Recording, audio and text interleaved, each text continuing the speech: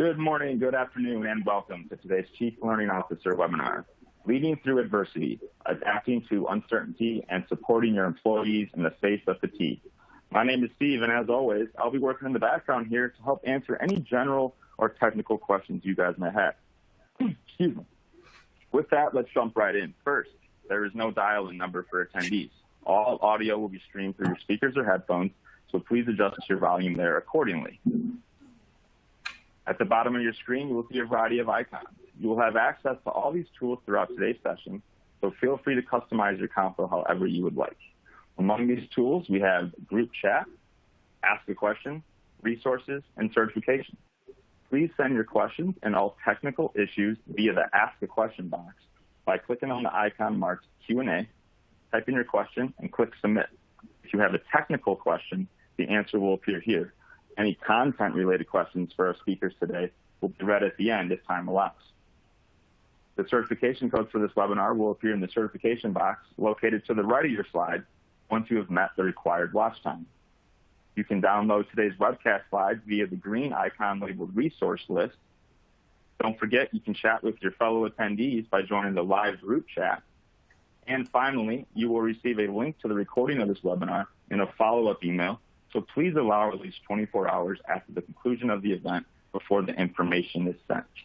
Now at this time, I would like to introduce our moderator for today's webcast. We have Elizabeth Lutfi, Managing Editor at Chief Learning Officer. Elizabeth, why don't you go ahead and take it away?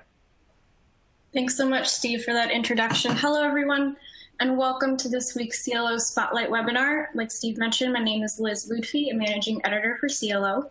I will be your host for today. Today's Spotlight, like Steve mentioned, does have an interactive element, so the last half hour is actually going to be dedicated to Q&A. So if you have any questions or comments for our speaker today, please share those in the Q&A portion, and we'll get to those at the end of the webinar. Without further ado, it is my pleasure to introduce today's speaker. We have Charlene Willis. She's CEO of advisory company Charlene Willis, LLC. She is chair of the Page Society and also a communications expert with more than 20 years experience in the C-suite. Her skills have positioned her as a champion of inclusivity and diversity in the workplace. We're very excited to have her with us today to talk about leading through adversity, adapting to uncertainty, and leading with compassion. Thank you so much for joining us today, Charlene. How are you? Oh, I'm doing great, Elizabeth. Thank you very much for having me, and welcome to everyone who's on. So we're going to talk a bit about adversity in a little bit of a different way than probably what's traditional. But first, let me ask Elizabeth if you are ready for me to get started or if you have other questions before we go. No, I'll just pass it off to you. Take it away. Thank you. So Maya Angelou, the late Maya Angelou, has this great quote, and it goes like this. You alone are enough. You have nothing to prove to anybody. And according to Maya Angelou, that's true. We have nothing to prove to anyone. While I have great respect and admiration for her, may she rest in peace, nearly my whole life, and like many women and minorities, I have always had to prove myself, to prove something to someone, and sometimes for reasons I didn't even understand, let alone accept. You know, I'm tired, fatigued, really. It's the fatigue of being excluded or made to feel invisible.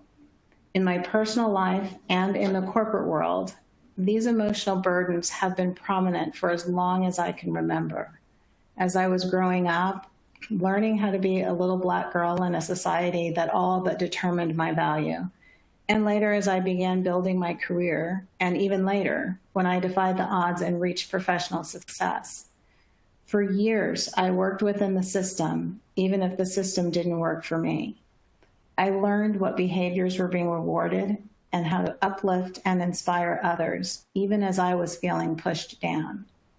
I mustered up all the strength, fearlessness, resilience, and tenacity I could every single day to go along, to get along. I turned myself inside out to be who they wanted me to be. You know, authenticity is great, but it wasn't paying the bills. Working hard to fit in and distance myself from negative stereotypes, that worked. But that was before. That was before I got tired and before I had cancer. As I advanced in my career, I began sharing my experiences. I would speak to small and large groups of men and women about the price of exclusion, about the lessons I'd learned from being invisible. Every time the audience would start out a bit doubtful, but it never took more than 1 or 2 minutes before people were nodding their heads in agreement, many having an acute and deeply personal understanding of the messages I was delivering. Sometimes people would approach me and ask, why are you talking about exclusion or being invisible? What do you know about being overlooked and ignored? You're successful, the big guys like you, so what do you have to worry about? My answer, everything. So how do you define adversity? A series of roadblocks, challenges, obstacles? Things that would cause my mother to say, what doesn't kill you makes you stronger. To which I would always reply, I don't need more strength. Life is hard enough. Clearly, I was wrong, and a higher power that guides my life had different plans as well. I didn't ask to be born Black. I didn't ask to be discriminated against, or to be assumed to be something or someone that I'm not. And I certainly didn't ask to get breast cancer at 53 and have life-threatening complications on more than one occasion. But here I am anyway. So clearly, I know a bit about adversity. But today, in 2020, I've expanded my definition of adversity to be more inclusive of the times. In March, it was the pandemic, then the economy. And then in May, it was the 8 minutes and 46 seconds when the world held its collective breath and watched a man be murdered. I used to call it a trifecta or a crisis, trauma and crisis together. The pandemic, the wounded economy, and the outing of systemic racism on a broad scale. But to have a trifecta, you can only have 3. And we are all beyond that now. We have an election coming up that no matter who wins, there will be unrest. So today I replaced the word adversity with the word trauma, because I think, and based on what I hear, people are traumatized. And many have been and are still being affected by the realities of 2020 that have turned all of our worlds upside down. And that's on top of just everything else we deal with day to day. And let's be realistic. You can't watch a man be murdered and be okay, or hop on a Zoom call after finding out that someone you know or someone you love died alone in a hospital because of a disease that our country and the world still doesn't fully understand.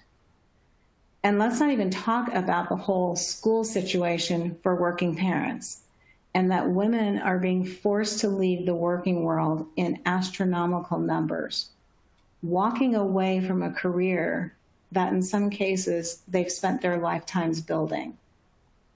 So I think it's time that we all recognize that people are traumatized and they are tired and they don't know when it's all going to end. I started this section talking a bit about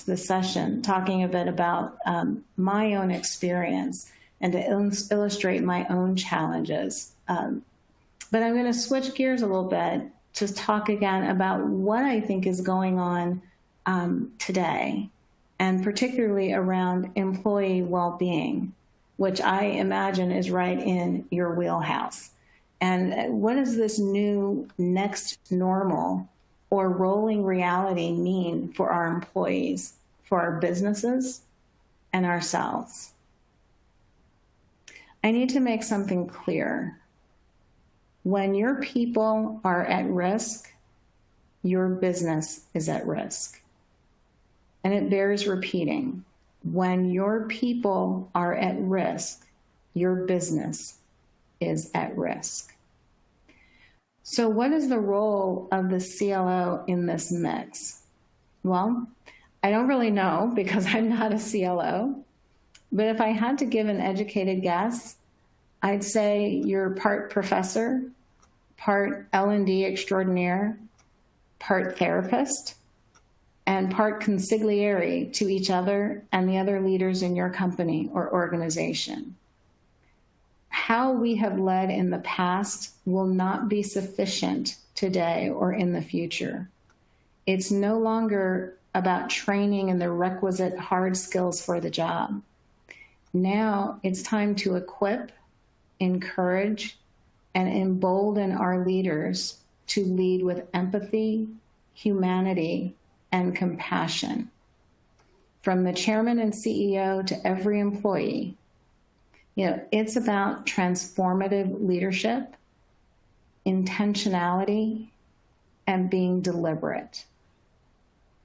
But it's also about how well you are or aren't taking care of yourself. I'm full of little sayings, so you'll hear them throughout this our time together. But a dead battery can't jump a dead battery. So think about that for a minute as we start ramping back up for work. And your employees need you. They need you to care. And in some cases, your leaders might need you to help remind them how to care. How do you lead in a time of adversity? I think the answer is really simple. And later I can give you step-by-step guides, but at the end of the day, it's with empathy and compassion, and it's about being human. We are in a very human moment and movement in our country and around the world like none I have ever seen before. Let that be your guide. And as you're thinking about what do your employees need, I want you to think about and know that everyone has a story, and they bring that story with them every day. So I'm just going to talk a little bit about my path to overcoming adversity and just give you a little snippet. When I started my career in 1987, I gladly woke up every morning, got ready for work, and just before leaving my apartment, I would put on what was my invisible suit of armor. And this was the special shield that would help me deal with the myriad of micro and macro aggressions that I would face day in and day out. Figuratively, that suit of armor was heavy, as most suits of armor are, but it provided the protection I needed at the time. Fast forward several years, and I saw myself trading in that suit of armor for a superhero cape. By then, I was a working mother, and as most women know, when you're a working mother, you have to be a superhero to get things done at work, at home, everywhere. Sure, I still needed my suit of armor, but I needed my cape more. I had worked with enough other mothers, working mothers, that I knew about the delicate balance I needed to achieve and maintain. And to the highest degree possible, I was prepared. However, I was not prepared for returning to my post-cancer life. When cancer came, I found that I needed that old suit of armor again. I had to take it out of the closet and dust it off. It was heavier than I remembered, but no less necessary. But what really bothered me, though, was that I needed the suit of armor and I needed my cape. My children are young adults now, so I don't need my cape, or I didn't need my cape as a working mother, but I still needed to be a superhero in other parts of my life. And it was a life I didn't recognize anymore, and one that I wasn't sure I fit into anymore. I found, however, that the law of physics was not on my side. It's awfully hard to soar when you're weighed down. It's a no-win situation. Many women are treated for cancer and have little to no problem returning to work or returning to themselves. And that wasn't the case for me. Within weeks, if not days, it was very clear to me that I was not up to the life I had spent so long building. It was time to pivot. I learned that I could put away the cape and I could recycle the suit of armor, because after all of my life, career, and cancer challenges, I'd learned the best lesson of all. I don't need a cape. I don't need a shield either, because through the weakness of cancer, I gained the strength to become the director of my life, instead of twisting myself into so many versions of myself that at times I became unrecognizable, even to myself. So today, I lean on two undisputable truths. I am a child of the Most High God, and I am enough. And that really drives me every single day. And I share that story with you, and I know we're talking today about lessons around adversity. But I share that story with you because I think it's important as leaders that we remember that everyone has a story. And another backdrop to that story is simply where we are today in 2020. And I think people, as I said earlier, I think people are hurting. I think people are traumatized. And I think people need to know that our leaders care. You know, people ask me often throughout my life, because I've just given you just a little snippet, but people often ask me throughout my life, what has really led to my ability to work through adversity and authenticity. And it's pretty easy for me to say, because I can recognize it. It is fearlessness, resilience, and tenacity. And I would have to add to that now also empathy. Because after what we've seen this year, and after seeing the fragility of Black life and the economy and people's well-being, empathy is the greatest thing that any leader can bring to their company today. And there's a tendency, I believe, for leaders, as we try to push ourselves to the new normal, or as I said, the next normal, or the rolling reality, to just go right back to where we were. Everyone says, I want things to go back to normal. Well, guess what? They're not going back to normal. And I think we all know that.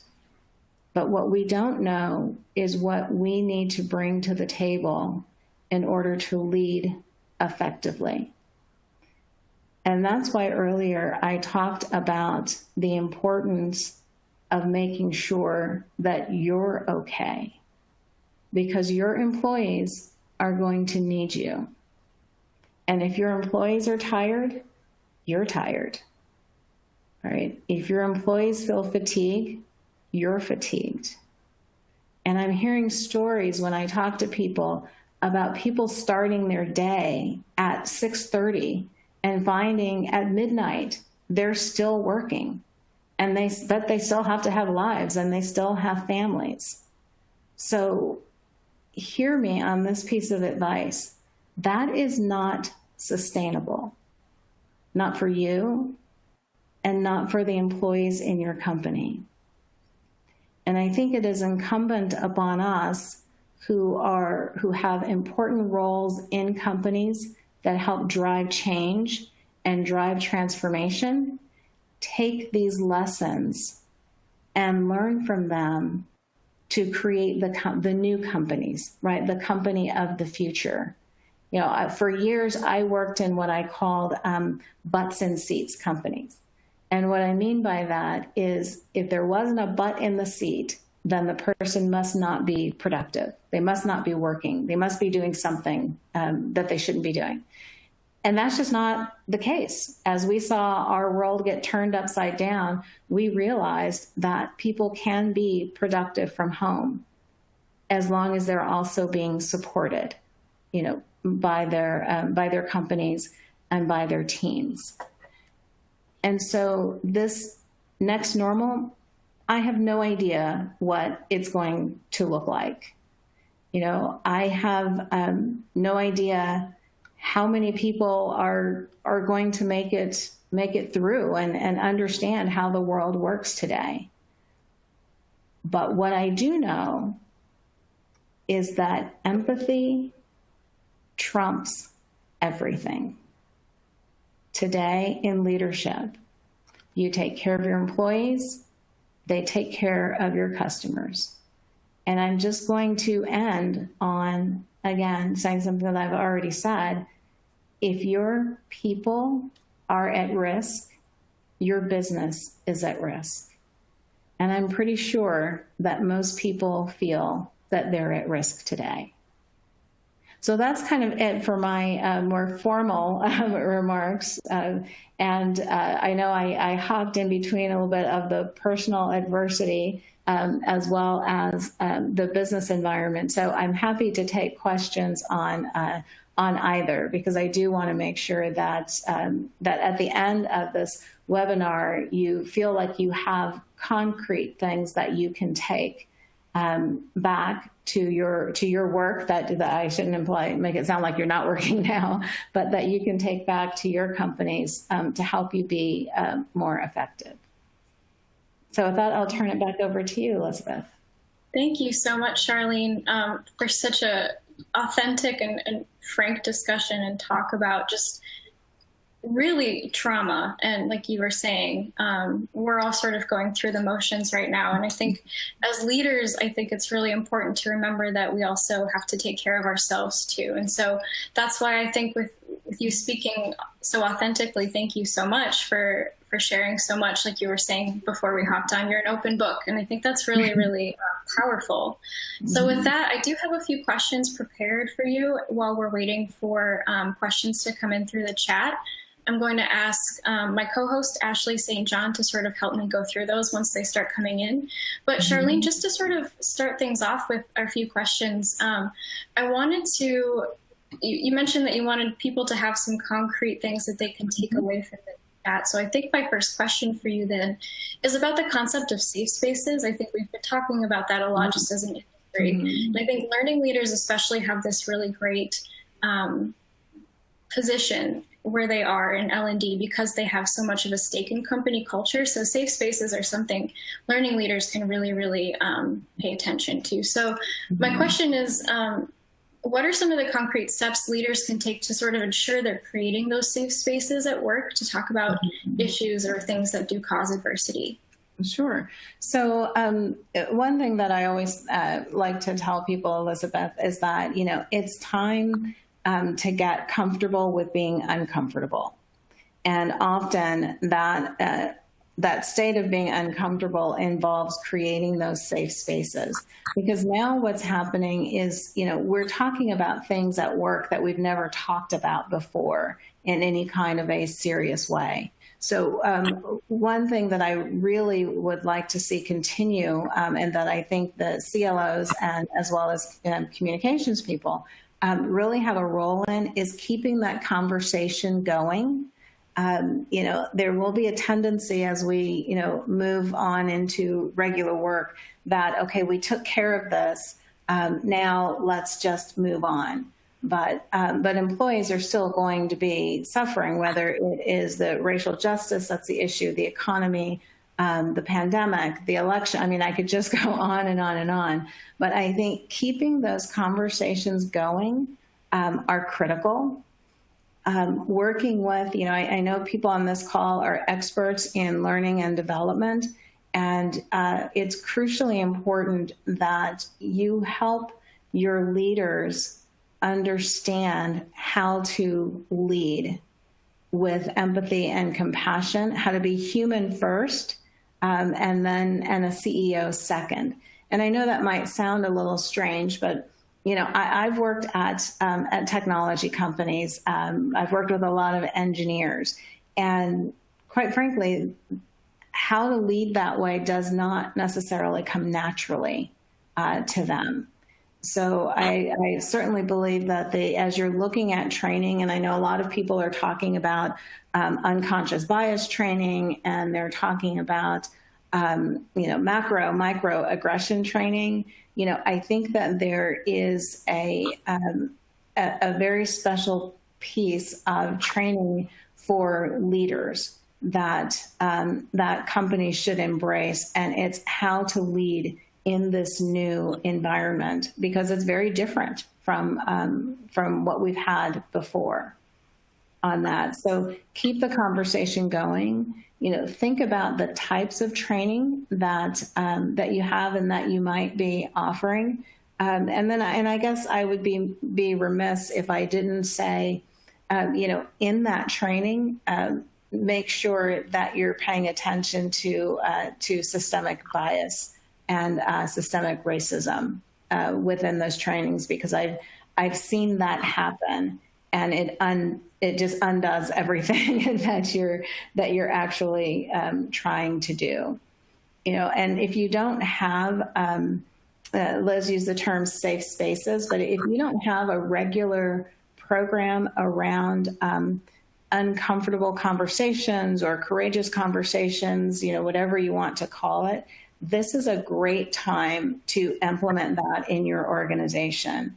It is the perfect time to implement that in your organization, because I do think people are going to continue to be worried and continue to be confused. And I think we have a very critical time coming up where employees might be re-traumatized. And quite frankly, that is with the U.S. election process.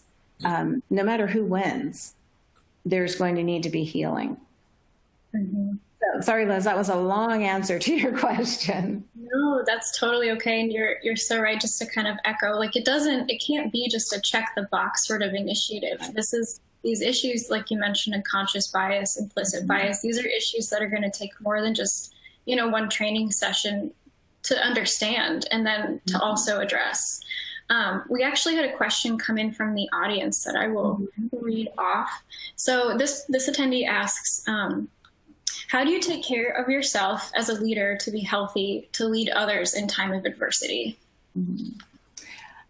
This one is actually one of my favorites, because people are horrible at doing it, but they need it anyway, which is put yourself first, right? That's why I use the saying, a dead battery can't jump a dead battery, right? When I was diagnosed with cancer, I was at the top of my game. I mean, I was, at least in my mind, I was killing it, right? But I knew something wasn't right. I just didn't know what it was. And when I was diagnosed with cancer, I ultimately was in and out of work for 3 years. If you had told me 3 months prior to that, if I had that much time to take care of myself, I would have said, are you crazy? Absolutely not. I need to keep my job, right?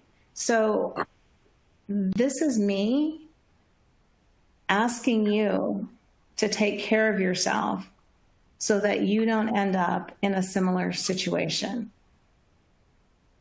And I tell you, and when I say putting yourself first, I take time for myself. I just do. And whether that is exercising, sometimes it's exercising, but not all the time. But really, it's a mindset. It's what do you need? And then what can you provide for others? Absolutely. And I think that's something we've also sort of been facing just in general in this pandemic, and this past year too. Another question. So on the topic of just your journey and your battle with cancer, I know a lot of people, illness is an adversity that a lot of folks have had to face this year. And you said something interesting in actually our planning call for this webinar about how the challenging part was not going through the cancer treatment. It was about coming out of the cancer treatment. And you talked about this a little bit briefly before, but I was wondering if there were any lessons from that adverse time, or maybe just like great forms of support that you saw from that adverse time in your life that are still helpful today or could be helpful to leaders who are going through stuff today. Yeah, I would say, so when I finished my cancer treatment, and it's interesting because when you go through something like that, or you go through cancer, everybody is with you right by your side to help you fight, right? You've got to fight, you're fighting for your life. And then when you're finished with treatment, you pretty much look like yourself again. I mean, you don't have any hair, but, you kind of look like yourself again, and people just think that you are back to who you were. And for me, it wasn't that way. And I fell into quite a depression, actually. And I found that my life to be very difficult to get through. And the one thing that I did learn when I was going through cancer was how to be vulnerable and to ask for help. And when I was going through cancer, I learned it because I was weak and I needed help. And then coming out of it, and now in business, I see that vulnerability as a strength. And so I would really encourage people that when you need help, ask for it. There's no shame in needing help, and quite frankly, I think that needing help is or asking for help is more a sign of strength than it is of weakness. Does that address your question, Liz? I always like to make sure I've answered the question. No, it totally does. Yeah, thank you for sharing too. I had another question actually just come in from the audience as well. So let me pull that up really quick. Okay. All right. This person is asking, what specifically can we as business leaders do for women employees who are taking care of children at home? So this one, and I've actually talked to several of my colleagues in different companies and asked how they're addressing this. And number one is, asking your female employees, what do they need, right? What is it that they need so that they can, attend to their children as well as get work done and be flexible on it. Some people, they're great early in the morning, but then they have to, some people are having to teach their kids and they jump back on the computer that night, right? So it's more, don't be the butts and seats person. Instead, be the person that focuses on getting the work done as opposed to getting the work done between 9 and 5. And I've talked to several large companies, General Mills, P&G, and some others who are being very, very flexible on time and when their employees work. This is an easy one for millennials because they've always been about just getting the work done when they want to work, not a specific 9 to 5. But I think for women and women I talk to who feel like it's too much and they have to leave the workforce, it's because their companies are being so rigid that there's just not room anymore. The superhero cape is not nearly enough. Yeah, and that's one of those things, I think, when you were talking about returning to normal, this is something that we can't really return to. It's very obvious that they need support. And so like you were mentioning, just the flexibility of just going beyond that 9 to 5 is something that I think we'll also be seeing more of as well. Another question just came in from the audience that's kind of a follow-up to this one. It's about employees, so I'll go ahead and ask that before returning to other ones. So this person says, we held a virtual conversation for our frontline employees that turned very emotional. And they also said no managers were allowed in this meeting. How do we know if people are okay afterward, and how should we follow up? Should there be more scheduled conversations? The short answers are yes, there should be more conversations, because you don't want people to feel like, one, it's a one and done. I've said it, so you care, and now we move on. That this is an ongoing process, and absolutely, it's going to be emotional. I've done a number of these myself, and there's always tears, but there's also always learning.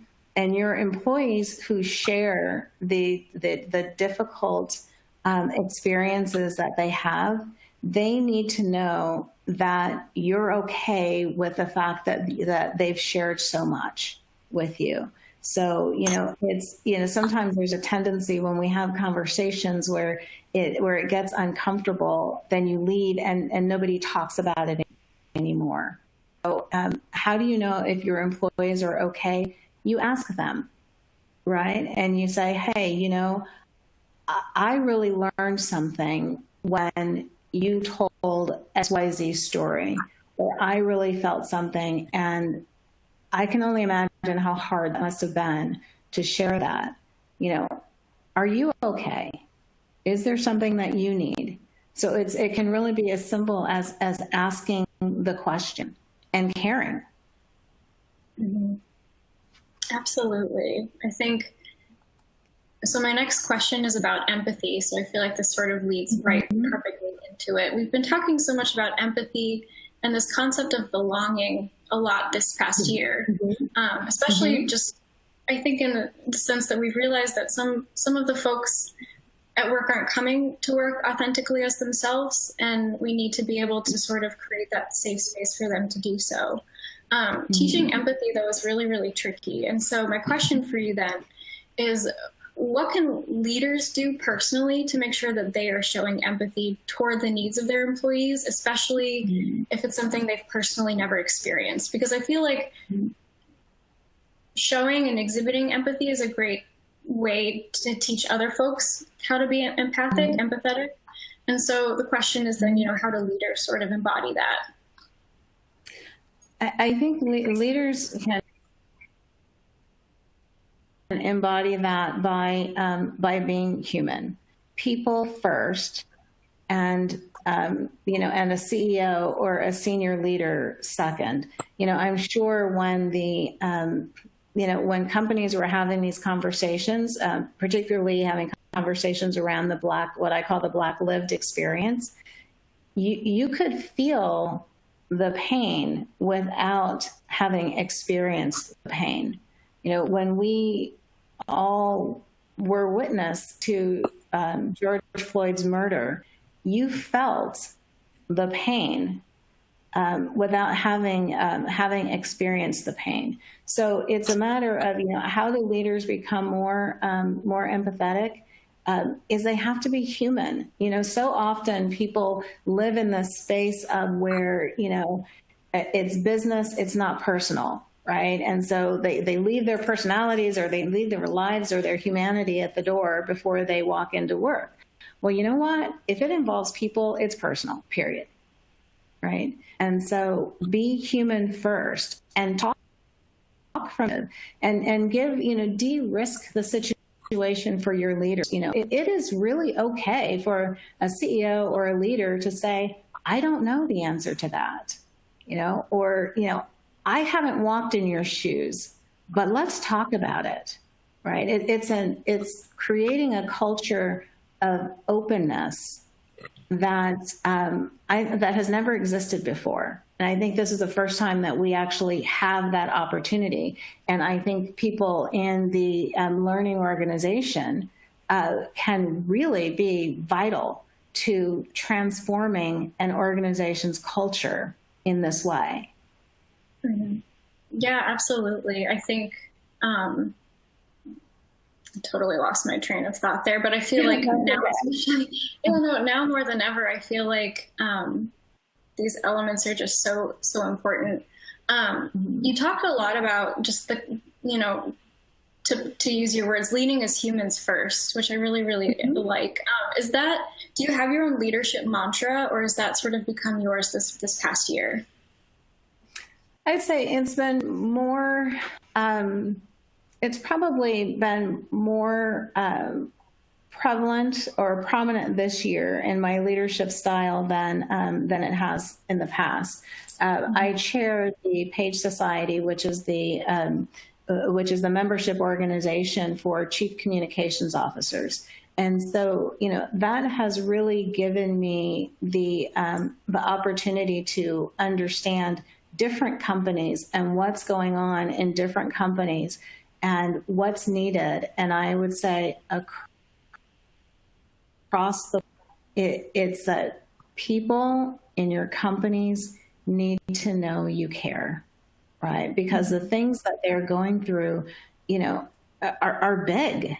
They're huge. This pandemic. I mean, nobody was prepared. How could you be prepared for a pandemic?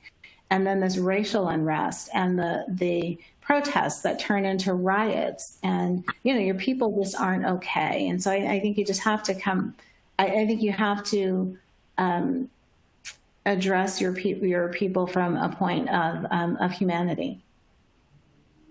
Well said. Absolutely. I do have to have a shout out to who was ever on from Texas Tech University. Go Raiders. I went to Tech. Awesome. We had another question come in from the audience. This is kind of a long one, so 1 second. This person says, I hear leaders sharing they want to have open conversations with their teams, but are hesitant to start the conversation out of fear of saying the wrong thing or alienating someone. We're unfortunately living in a time of division that has created walls. So how can leaders help break down those walls? Okay. So the one thing, and I'm looking at the question as well to make sure that I get the whole thing. So the thing about the conversations is that everybody that I've talked to who is not Black is afraid to have a conversation. And so I'll tell you two things. One, the worst thing anybody can do right now is nothing. That is the absolute worst thing you can do. And being concerned about saying the wrong thing in the conversation, I can guarantee you're going to say the wrong thing, that you're going to slip up, that you're going to say something. But I also believe that if it is meant with good intentions, that people will forgive that. We're in an unprecedented time where people are willing to share more, and they're willing to give people who haven't had their lived experience room for mistakes and room to ask those questions, and be understanding. But the one thing that another thing that I will add to that, though, is particularly if we're talking about the race issue and racial justice, don't ask your Black colleagues to educate you on what's going on, because it's pretty easy to find out what's going on through a Google search. So educate yourself. So come from that point as well. And I think just de-risking the conversation for your leaders, because your leaders don't have to be perfect. Part of being human is not being perfect. So are they going to say the wrong thing? Yes. And should you tell your leader that he or she is probably going to say the wrong thing? Yes.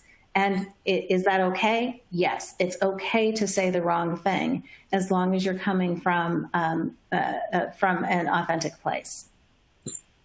Absolutely. And I would just underscore again, the worst thing that you can do is nothing. And I think with this, I'm not political, but in this election that is coming up, as I said, I think regardless of who wins, that there's going to be healing that needs to happen. and in communication circles, we talk a lot about, what do people need to, what kind of messages do people need to put out? And I hear things like underscoring values, the core values of a company, emphasizing that the workplace is not the place for political discussions. And where I fall on this is for people to recognize that, this summer when all of the protests started,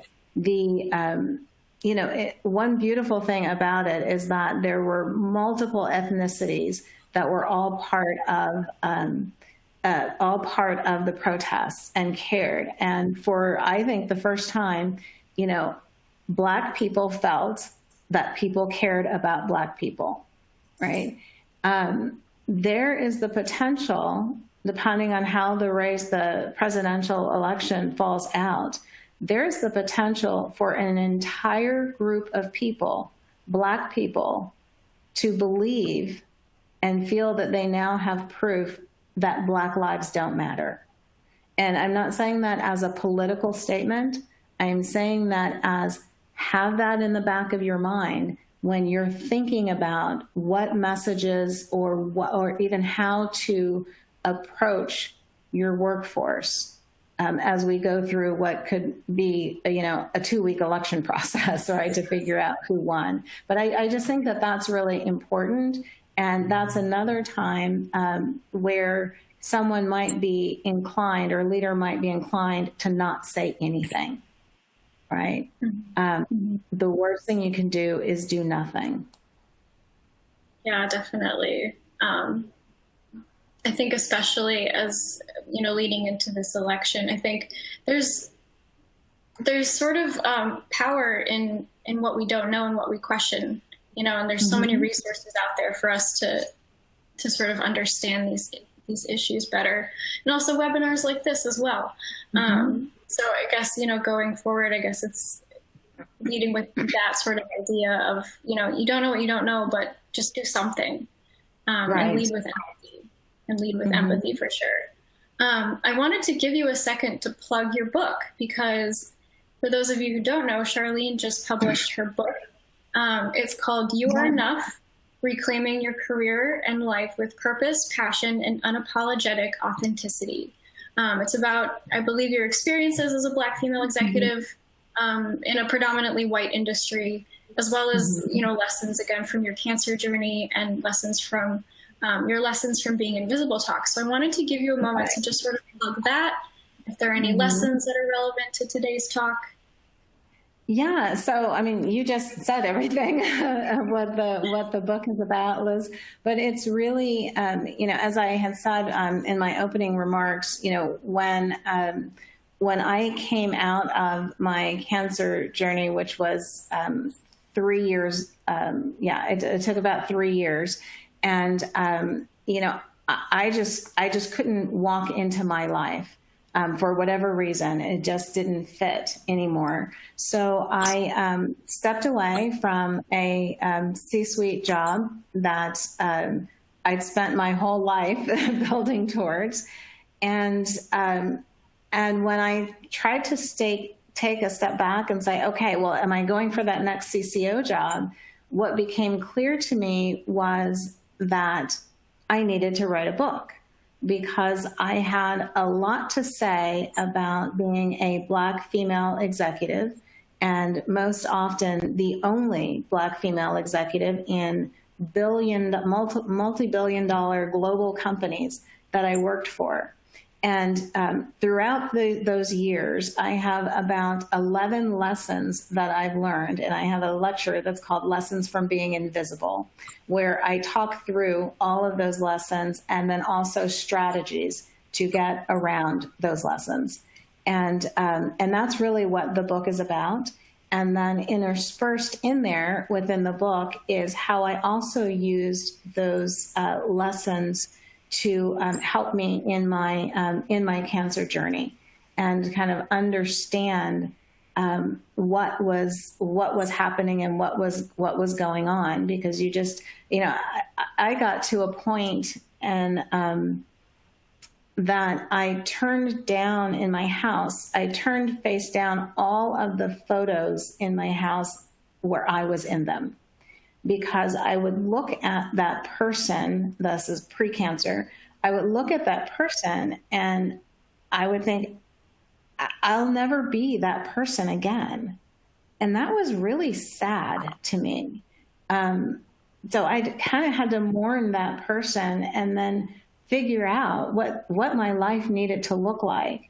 And ultimately, it was that I needed to be the director of my own life, and that I was meant to have a different purpose and a different passion. And so I put all of that in a book as a kind of an inspirational, motivational book to let people know who are disenfranchised or who are in marginalized groups that you can be your authentic self and be successful.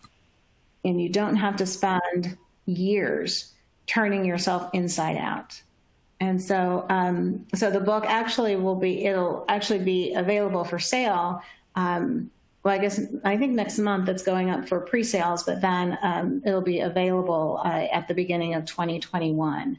But the book was absolutely a project of passion, because as I was struggling, I could not find resources to help me. I couldn't find things where people were telling the truth, the ugly, unvarnished, raw truth.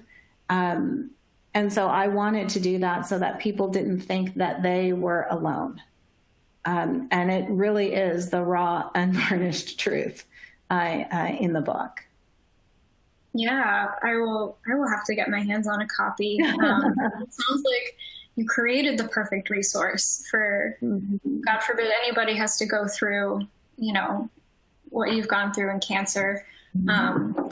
So yeah. And also, just as a side note, I love the title "You Are Enough," because that's actually my personal mantra as a 20-something on the cusp of like millennial and Gen X in this world. Right.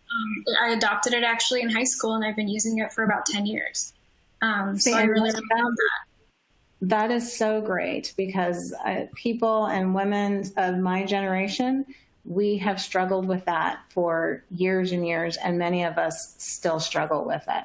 So I think if you have a handle on it at your age, go Liz. I'm so excited for you. I wouldn't say handle, but because I definitely still struggle with it. But, it's definitely a tool in my toolkit, and I will definitely keep it on me, because it's so true. Why should we make our lives more difficult than they have to be? We are our own cheerleaders too. Right. So we are almost to the end of the hour. I have a couple more questions in from the audience. Let me get the first one. This one's kind of interesting. It's a long one again, so let me try to read all of it. With so many people working from home and so many people out of the workplace, where are there water cooler moments? Have you seen people show empathy really well? How are people connecting enough to be able to practice this in the first place? So I guess this person is wondering if they're, like those water cooler moments where we all get up and take a break, go to the break room and get some coffee or water, and then sort of have a little breakout session of how things are going. People sort of take that water cooler moment, I feel like, to sort of decompress a little. So I guess maybe that's what this person is asking. Where do you see empathy really well? Right. So these days we are all on Zoom calls, right? Put me in the category of I love Zoom calls. Absolutely love them. And when people turn their cameras on. Now, notice I didn't say I love Zoom meetings, okay? But I love Zoom calls because it does give you an opportunity, I think, to connect with someone and to have a conversation face-to-face that maybe you're too uncomfortable having in person, which you probably can't do right now anyway. But, and I schedule a lot of, check-ins with people that are happy hours. I must do at least once a week. No, actually it's twice a week, a Zoom happy hour with different people. And I've connected with people that it would take me 6 months to see because we're all so busy. So I think that even though we have the barrier of technology, I think that you can still have that empathy. I think your leaders can have their, coffee chats or whatever it's going to be. And it's not about business. It's just about people, right? And one of the best things that with Zoom that I really do like is that often, because people are Zooming, if that's a verb, because people are Zooming from home, you get to see their backgrounds and you get to see a peek into their lives that you wouldn't normally see. And it reminds you that everybody is human, that, at any moment now, one of my dogs, might Zoom bomb, right? And I think in some ways, this time and being on Zoom has enabled us to connect if that's how we look at it, as opposed to you only jump on a Zoom because there's a meeting, right? Use Zoom for social aspects, play games.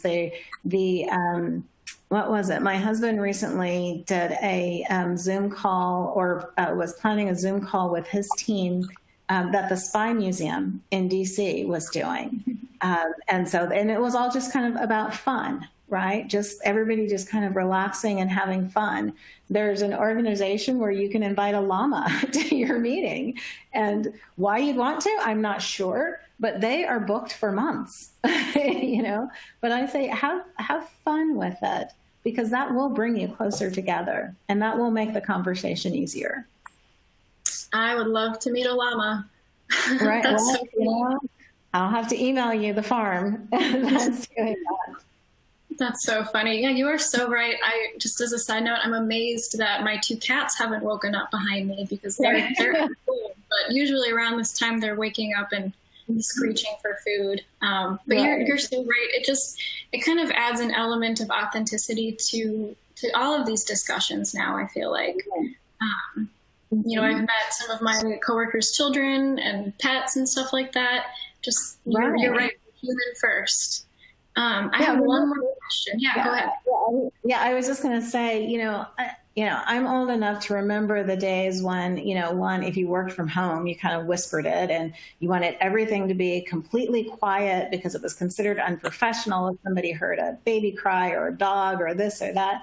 And now, we're just all so much more relaxed, right? It's like, I've had calls with CEOs and a cat's walked across their desk, and I just so hope that we can bring that informality back to the office when we're there, if we're going back into an office. Totally. All right, I'm going to ask my last question from the audience for today, and then we'll wrap things up. So wait, let me just find it. Okay, here it is. Oh, wait. All right, here it is. Got it. Any advice for leaders who are under the direction from above that they can't be flexible and when they want to? How do we communicate that up from them?